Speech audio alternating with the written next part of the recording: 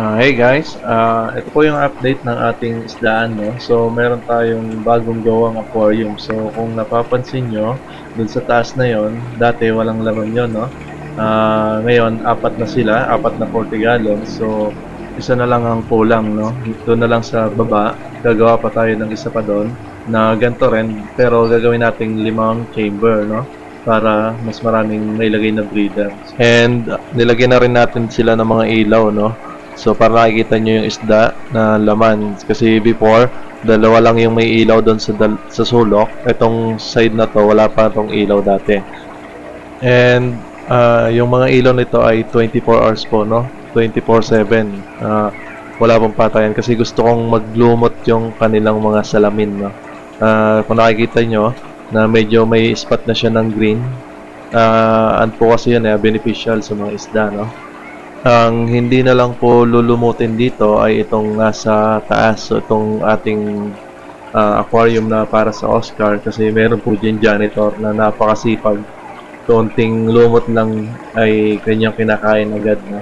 Pero mas okay na po sa Oscar yung malinis yung kanilang aquarium. And dito naman sa ibaba, so ito yung ating mga blue polar na binibreed natin, tapos sinusupply natin sa mga pet shop. And ito po yung aking isang flower horn na bigay po sa akin ng Yuli Marine Pet Shop sa Buho. And ito po yung kanyang mga filter, no? And hindi ko napapakita yung filter dahil madumi. So ito po yung ating mga imbunas. And meron po tayo ditong tatlong yellow paints at dalawang tangerine and isang auratus. At dito naman sa kabila, ang ating dalawang angelfish at kasama yung ating apat na ranchu. So matagal na po yung ranchong yan sa akin, siguro mga 1 taon na siguro. And dito naman sa baba, nandito yung ating HB White. And ito na lang yung natitira na kasi yung iba ay binenta ko na. At ito ay mga bakante na paglalagay natin. At ito yung ating gold na gapi na i-start nating i-breed, no? Ito ay galing kay Anjo na isa sa nagpagawa sa atin ng aquarium. So nagdala siya ng gold. And ito naman yung ating lagay ng fry, no? Ito ay lahat ay HB White. So dito ko nilalagay lahat ng fry na nakukuha ko dun sa kanilang mga breeder, no?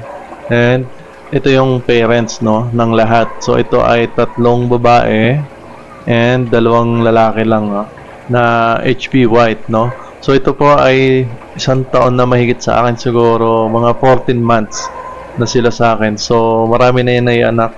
And yan po ay ang lalaki. Kung hindi lang kita sa camera dahil ako po ay naka wide lens. So ang lalaki po niyan. And ang lalaki rin po ng fry nila, no.